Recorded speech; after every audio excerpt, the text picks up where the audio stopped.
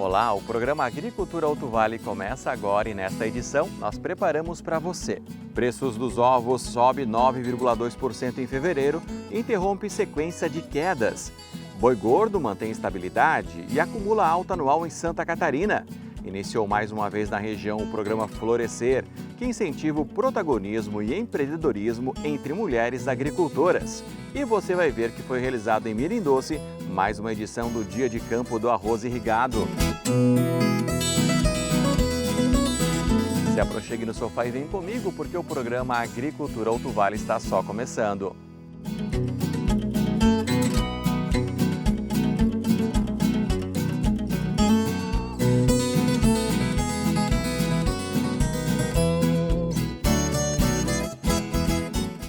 Que bom encontrar você aqui na tela da TV, você que acompanha o nosso programa Agricultura Alto Vale também pelas nossas redes sociais. Obrigado pelo carinho da audiência. E o mercado de arroz em Santa Catarina segue com forte pressão baixista sobre os preços ao produtor, diante do excesso de oferta interna, demanda enfraquecida e dificuldades no escoamento externo. No início de fevereiro, houve leve aquecimento impulsionado pela redução no ritmo de vendas, já que produtores capitalizados têm segurado o grão à espera de melhores cotações. Esse movimento pode sustentar os preços com o avanço da colheita e a maior demanda industrial, mas sem reação significativa, pois os estoques seguem elevados e a safra 2025-2026 avança dentro da normalidade. Até o fim do mês de janeiro, 4% da área já havia sido colhida e 95% das lavouras estavam em boas condições. A estimativa indica redução de 1,3% na área e produtividade média de 8.507 quilos por hectare, queda de 4,91% frente à safra passada, refletindo o retorno a patamares mais próximos da média histórica. Já o preço do feijão mostra a recuperação com oferta menor em Santa Catarina. O preço médio recebido pelos produtores de feijão carioca em janeiro recuou 0,8%, fechando em R$ 152,51 por saca de 60 quilos. Enquanto o feijão preto teve alta de 5%, a R$ 124,26 por saca, embora ainda 29,32% abaixo do valor registrado em janeiro de 2025. O movimento de valorização do feijão ganhou força no início de fevereiro, com destaque para o carioca, impulsionado pela menor oferta nacional. Os preços do milho ao produtor em Santa Catarina começaram 2026 em queda, pressionados pela safra recorde no Brasil e nos Estados Unidos e pelo avanço da colheita no Sul. Em janeiro, a cotação recuou 1,25% em 30 dias e 2% em 12 meses, influenciada pela oferta elevada e estoques mundiais altos. Apesar disso, a demanda industrial e o cenário externo dão algum suporte, com exportações brasileiras crescendo 18% no mês. Em Santa Catarina, a safra 2025-2026 teve aumento de 1,12% na área, embora a produtividade esperada seja menor que a do ciclo anterior, mesmo com 89% das lavouras em boas condições. O déficit anual superior a 6 milhões de toneladas mantém a dependência externa para abastecer as cadeias de suínos, aves e bovinos. E agora a gente fala de tecnologia no campo. Uma indústria de Ituporanga, a FCH, revolucionou a forma de colher cebola ao colocar no mercado máquinas que fazem esse serviço. Para o produtor, é garantia de mais agilidade e eficiência, e isso diminui também a necessidade de trazer trabalhadores de fora. Quando se fala em produção de cebola, a mão de obra é um dos desafios. Em Santa Catarina, ainda há grande dependência de trabalhadores temporários. A maioria vem do Nordeste para ajudar na safra. Mas, aos poucos, a tecnologia vem mudando essa realidade. Aqui, no município de Chapadão do Lageado, alguns produtores investiram em máquinas projetadas para colher cebola. Tem essa que arranca e enleira, e essa outra que recolhe, corta os talos e deposita as cebolas direto na bag. Os equipamentos são fabricados pela FCH, empresa sediada na localidade de Rio Batalha, em Ituporanga, num parque fabril de 4.000 metros quadrados. Eu gosto de falar que a FCH é a pioneira na colheita mecanizada de cebola do Brasil. É um bordão que a gente tem, porque nós fomos a primeira empresa que desenvolveu a máquina, que conseguiu fazer todo o processo da colheita mecanizado. Ou seja, nem carregar na mão a cebola, depois pegar as maletas, não precisa, porque hoje a gente trouxe a tecnologia do Big Bag. Como a gente tem o guincho ergue o Big Bag em cima do caminhão, então isso o produtor também não precisa fazer. Pensando também um pouco na saúde do produtor, né? Ficar carregando sacos aí de 50 quilos, 30 quilos todos os dias, era muito, então a máquina trouxe essa facilidade também. Para o Fernando, a colheita manual era complicada devido à condição do solo, por isso a máquina facilitou e muito o serviço. Nossa terra aqui é muita argila, né? Muito pesado, um solo muito pesado, né? E com a mão era quase impossível de estar arrancando. A gente, se depender de camarada de fora, né? Eles abandonam de tão duro que é o terreno. Daí a máquina facilita muito, né? Na lavoura da família Mafra, a necessidade de mão de obra externa foi reduzida com a chegada das máquinas e deve diminuir ainda mais. Eu tenho 38 hectares de cebola. Hoje eu tinha que ter 100 pessoas aqui ao redor de mim para eu colher essas com o tempo, com qualidade, né? Eu ainda tenho essas 23 pessoas para colher as minhas 38 hectares. Mas eu vou mudar no manejo, que o ano que vem eu vou colher com 8 pessoas. É tranquilidade de colheita, qualidade de colheita, muito bom. Porque se o pessoal já tivesse o conhecimento que eu tenho 8 anos de máquina, ninguém mais estava usando a mão de obra para estar tudo fazendo na máquina. A máquina anda em cima da leira, corta, já bota no bag, vem o trator, junta, bota no caminhão e está pronto o serviço, né? O tempo de colheita de 1 hectare, pode-se dizer que colhe 3 no tempo de 1. A gente atende desde o pequeno produtor, aquele produtor que planta meio hectare de cebola, a gente tem possibilidade de ter máquina para ele, até os grandes produtores aí de 1.800 hectares de cebola, que a gente tem esses produtores no Brasil. E as máquinas, elas entraram para a família conseguir colher a cebola deles. Então hoje um produtor que planta aí 8, 10 hectares, que é a média dos produtores aqui da nossa região, ele mais o filho e mais a esposa colhe 100% dessa cebola sem precisar contratar mão de obra. O Daniel, produtor de cebola do Paraná, também levou a tecnologia da FCH para as lavouras dele. A dificuldade minha lá começou em mão de obra, né? E daí como a gente já não tinha mais mão de obra e ficava pensando, parar com a cultura não dá, eu gosto de plantar cebola. Então vamos atrás, né? Fui procurando na internet e achei o Felipe. E acabei que comprei a máquina dele de arrancar e juntar. E hoje eu estou plantando cebola porque eu tenho a certeza que a máquina dele vai fazer o serviço para mim.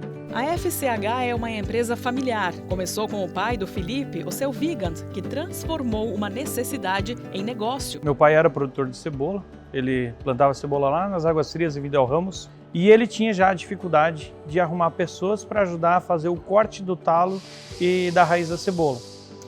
E aí surgiu a ideia de fazer a primeira cortadeira de talo de cebola. Então tudo surgiu para a família, para facilitar o trabalho da família. Só que essa máquina deu tão certo que o vizinho da frente gostou, o outro vizinho gostou também, teve uns parentes que compraram, foi cada vez melhorando mais a máquina e facilitando a vida do trabalho. Antes de consolidar a empresa, a família, que havia se mudado de Vidal Ramos para Ituporanga, enfrentou dificuldades. E aí a história é mais bonita ainda porque a minha mãe era professora e o nosso primeiro compra de material foi com o salário dela. Nós começamos a morar de aluguel e não tinha muito dinheiro nem para comprar comida, então o salário da minha mãe foi para comprar ferro e para ter o que comer, nosso mercado vizinho da frente de porta fez o famoso fiado para nós. E aí que a gente começou o trabalho da empresa. E aí, cada vez melhor cada vez trabalhando e ganhando o mundo, né? Hoje, a FCH vende máquinas para todo o território nacional e também exporta. A gente está comemorando esse ano de 2025 e 2026 o Ituporanga para o Mundo, onde que a gente hoje está presente em 12 países, entre eles na Europa, que é onde que, quando a gente fala de agricultura, tecnologia, todo mundo imagina que a tecnologia tem que vir de fora para vir para o Brasil. E no mundo da cebolicultura a gente está conseguindo fazer o inverso, mandar a nossa tecnologia daqui do Brasil para a Europa, que é um grande feito. Hoje a gente está atendendo Grécia, Itália, Portugal, fechamos um contrato agora, e na Turquia, que é um país com desenvolvimento muito grande, uma carência muito grande de mão de obra, e a gente tem alguns contratos aí fechando também para lá. A empresa também modernizou o Parque Fabril para garantir a excelência do que sai daqui. Nós temos uma tecnologia hoje que não é exclusiva nossa, mas é uma primeira tecnologia que chegou aqui no Alto Vale, que é a máquina de corte a laser tubo. O que essa máquina faz para as pessoas entenderem? Ela literalmente corta o ferro com um feixe de luz, que é com um laser, e aí a gente consegue montar a máquina como se fosse um Lego. São várias peças pequenas cortadas nessa máquina e depois essas peças são encaixadas uma na outra e soldadas. Isso trouxe mais agilidade para a gente conseguir produzir. E hoje na estrutura nós estamos conseguindo fabricar, por exemplo, recolhedores, em torno de 5 recolhedores por mês. Para os produtores que ainda têm resistência quanto ao uso do maquinário, o seu Adelmo e o filho destacam que é uma questão de habilidade e tem suas técnicas. A primeira vez que tu vai operar um trator, tu não sai operando bem, né? E assim é nas máquinas também, porque vai se adaptando o jeito de trabalhar, o jeito de juntar na terra para não morder demais a terra, nem menos. Se tu for virar a terra com a terra molhada, não vai ficar bom. Então a cebola para colher tem o mesmo manejo, ela tem um horário de entrar, desde não pode entrar com sereno, não pode querer ir muito dentro à noite. Além de forçar muito mais a máquina, acaba que não rende, tem que aguentar o trator, tem que andar mais devagar. E quando a palha está seca, tem um rendimento muito maior. Aos poucos, a FCH vem provando que é possível colher cebola de forma mais rápida e eficiente com as máquinas que fabrica. E a gente foi trabalhando muito para quebrar o paradigma, talvez a cultura que não dá para colher cebola com máquina. E isso foi um trabalho de formiguinha, com muito dia de campo, com muita assistência, com muito trabalho. Hoje, ver onde que a gente chegou e todas as lutas que a gente teve até chegar aqui, em várias viagens para Minas Gerais, para testar em cebolas híbridas, para a gente conseguir ter um equipamento que não machucasse a cebola. Eu tive a oportunidade de ir para a Europa, colocar um equipamento lá, trabalhar. Foi algo inesquecível, foi algo muito gratificante. Tenho certeza que meu pai, olhando lá de cima, tá bem feliz.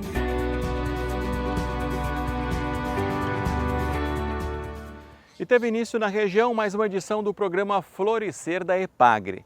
Ele tem como objetivo incentivar o protagonismo e empreendedorismo entre mulheres agricultoras. Dezenas de mulheres agricultoras da região do Alto Vale deixaram os afazeres da casa e da lavoura para participar do programa Florescer da EPAGRE. Durante alguns encontros, elas vão poder falar sobre temas como empreendedorismo. Ele tem o objetivo de desenvolver o protagonismo feminino, né, através dessa capacitação, desenvolver o empreendedorismo nessas mulheres, a questão de liderança dentro da comunidade, né, onde moram, no município. E também ele tem o objetivo de ter um espaço que seja direcionado para a mulher, para que ela possa, nesse espaço, estar também conversando, dialogando com outras mulheres, vivenciando situações que às vezes acha que é só consigo e quando vê, percebe, né, que na verdade não é assim. Eu também, muitas se espelham daí nas outras. Então, considero assim um processo rico, onde são trabalhadas questões técnicas, humanas, sociais e ambientais. O programa começou em 2024 na região e com as participantes desse ano vai atender 140 mulheres do Alto Vale. São agricultoras que podem participar das mais variadas palestras. Bom, essas mulheres, elas, através do curso Florescer, elas têm a oportunidade de se reencontrarem, muitas delas, né? E organizarem as ideias e a sua propriedade. Então a gente trabalha com elas algumas ferramentas, né?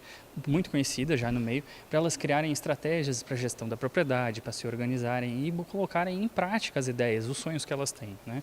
Muitas dessas mulheres, elas têm sonhos, sempre têm sonhos. E a ideia é que elas busquem realizar isso e ter conquistas para sua família, pessoais, né, e para a comunidade também. Até o mês de agosto, também serão feitas visitas técnicas na região, em propriedades onde o empreendedorismo já vem dando certo. E ele visa atender mulheres do meio rural.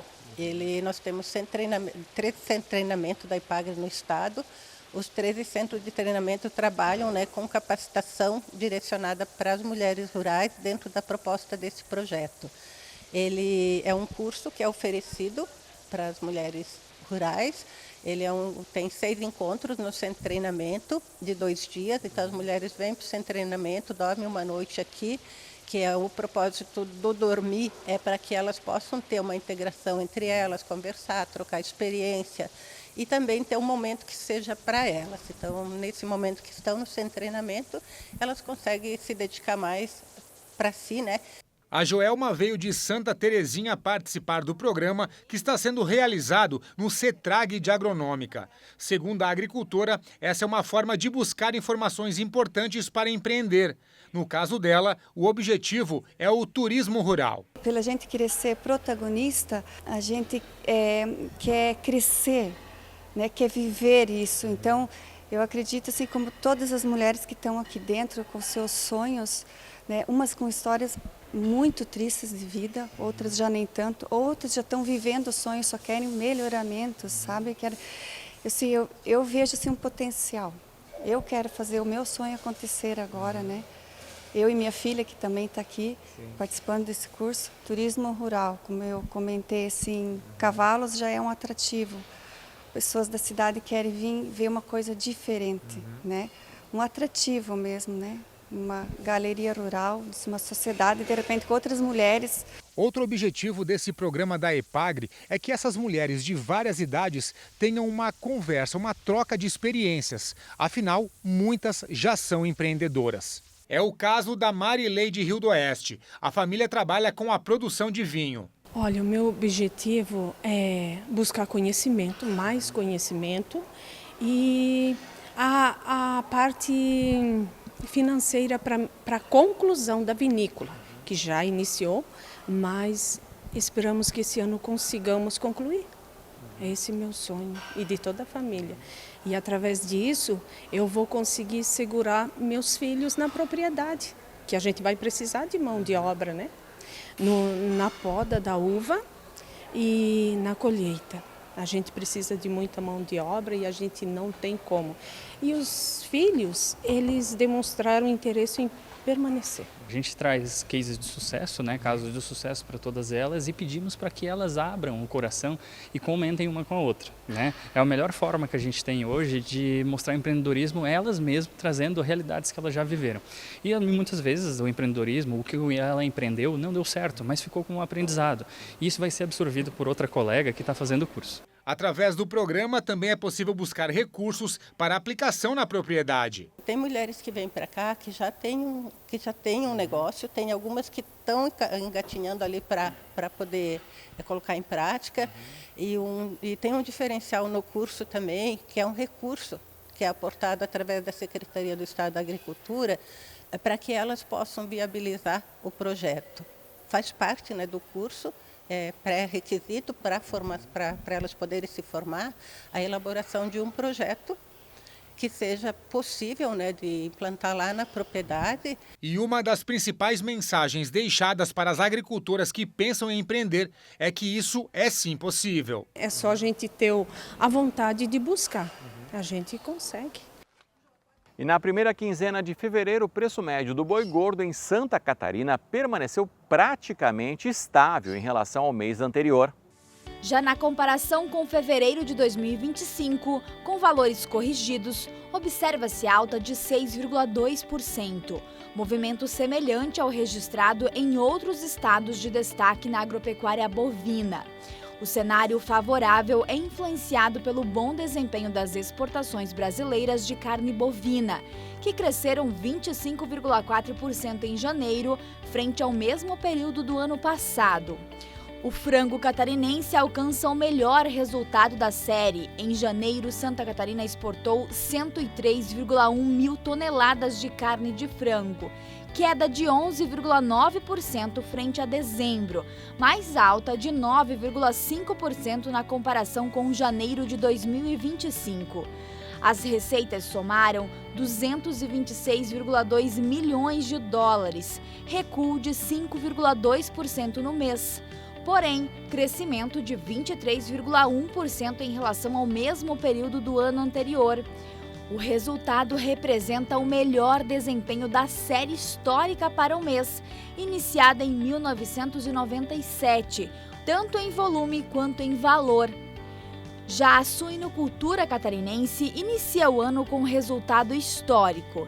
Em janeiro, Santa Catarina exportou 55,8 mil toneladas de carne suína, queda de 17,9% frente a dezembro, mas leve alta de 0,3% na comparação com janeiro de 2025.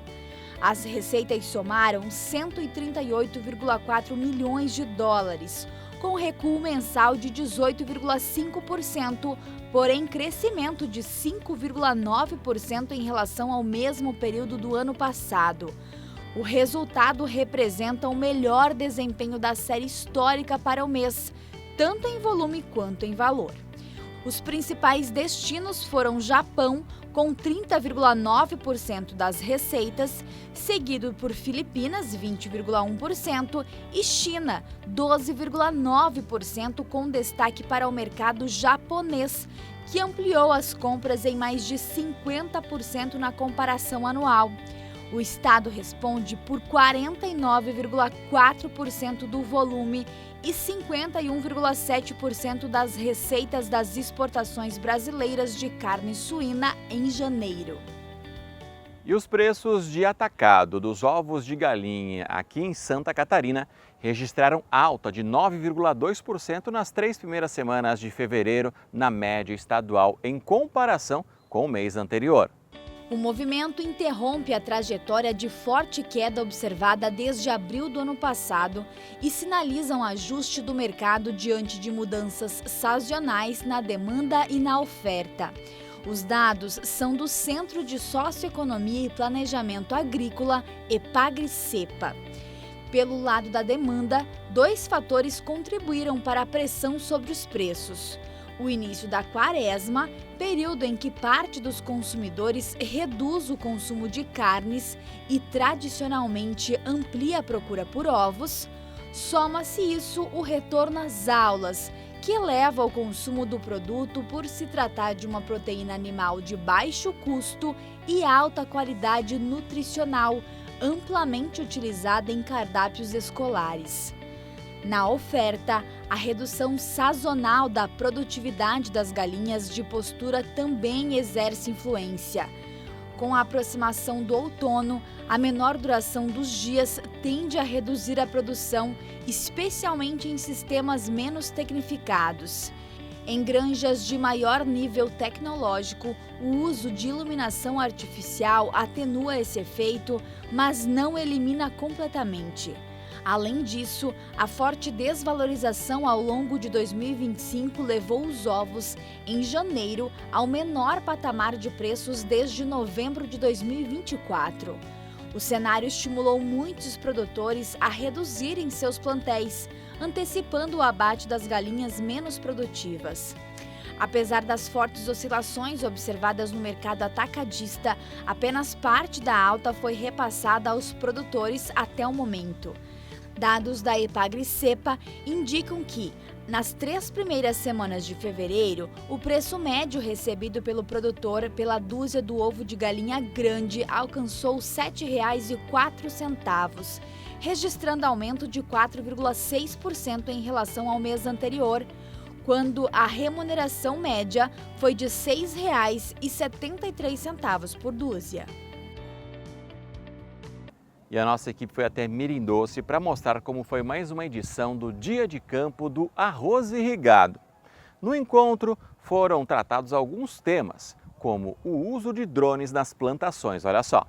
O Dia de Campo foi realizado na comunidade de Volta Grande, em Mirim Doce. Durante o encontro, os produtores de arroz puderam conversar com os técnicos e tirar dúvidas sobre alguns assuntos. Acho que esse é o objetivo da EPAGRE, principalmente na extensão rural, e conjuntamente com o trabalho da pesquisa, é trazer essas informações aqui no campo mesmo. Não tem como melhor o produtor, o risicultor nesse caso, estar observando aqui no campo mesmo o que acontece, o comportamento, né, da cultura no campo.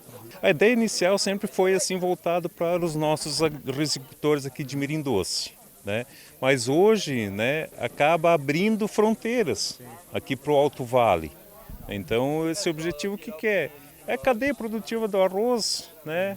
Abrange, né, o Alto Vale, o estado, então a gente acaba recebendo agricultores, empresas, parceiros de toda a região. Um dos temas apresentados no Dia de Campo foi o SC Mais Arroz, uma iniciativa realizada no estado e que pretende ajudar os risicultores. A gente verificou da dor do agricultor, né?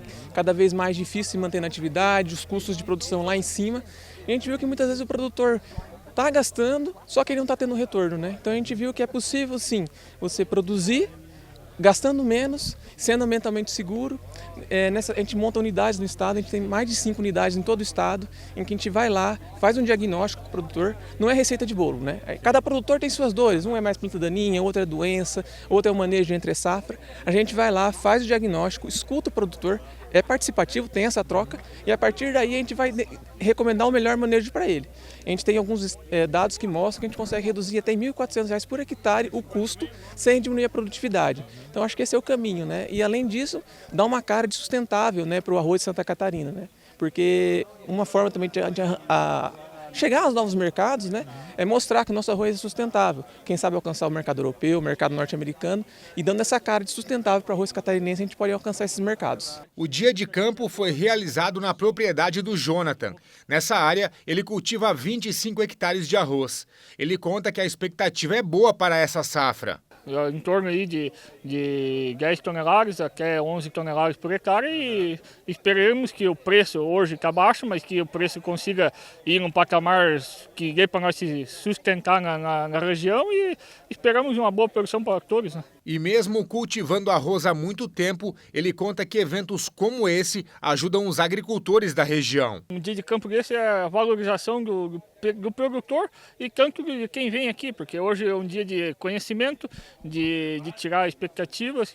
Tem uma dúvida, chega aqui e tira. É o dia de campo que o produtor sai daqui hoje, não é dizer, vamos plantar arroz, mas é o básico do básico e sai daqui hoje. Outro tema apresentado aqui no Dia de Campo em Mirim Doce foi a utilização de drones nas lavouras. Afinal, esses equipamentos estão sendo cada vez mais utilizados. Essa tecnologia vem tomando mercado, vem tomando espaço justamente por causa desses benefícios que você falou. Exposição ao produto químico, amassamento, entrar na lavoura a hora que você precisa e não a hora que o tempo lhe permite. Então o drone vem tomando espaço, né, em proporções, a passos largos que a gente costuma falar. Mas a gente também tem que se preocupar justamente com essas questões burocráticas, né? E uma delas é a questão de regulamentação do drone.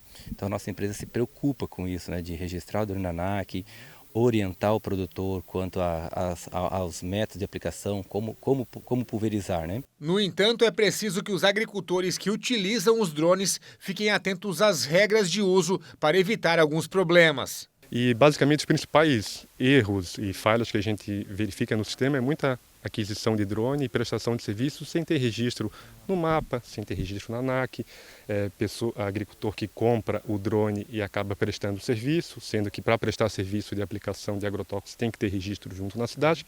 Fora isso, muitos problemas com deriva, o pessoal aplica alguns produtos, principalmente herbicidas, aplica em lavouras que esse produto não poderia estar aplicando via aérea.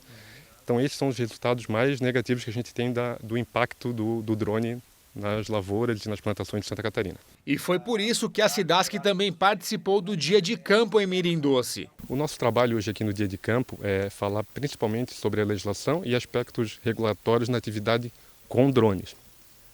São vários órgãos federais e também estaduais que regulam esse tipo de atividade, e o intuito maior aqui é explicar o que cada órgão faz, qual a competência, basicamente a legislação que cada um está incumbida, e também esclarecer para o produtor que quando ele compra uma aeronave, o que ele precisa ter: registro junto ao MAPA, registro junto à ANAC, se ele for prestar serviço, registro junto à SIDASC e outras regulamentações que são necessárias para a atividade. O encontro já foi realizado outras vezes e um dos objetivos é ajudar Mirim Doce a continuar sendo uma referência na produção do arroz irrigado. Assim, hoje Mirim Doce, diga-se de passagem, ela recentemente, no mês de março, ela foi condecorada como sendo a capital nacional do melhor arroz. Isso é um ganho, né, turístico, econômico muito considerável, muito importante para o município. Hoje aqui em Mirim Doce nós trabalhamos em torno de 120 a 140 famílias, né, risicultoras, que cultivam aproximadamente quase 2.000 hectares de arroz. O programa Agricultura Alto Vale fica por aqui. A gente lembra que todas as reportagens estão disponíveis em nossas redes sociais. Dá para curtir, comentar e compartilhar. Até a próxima semana e cuide-se bem.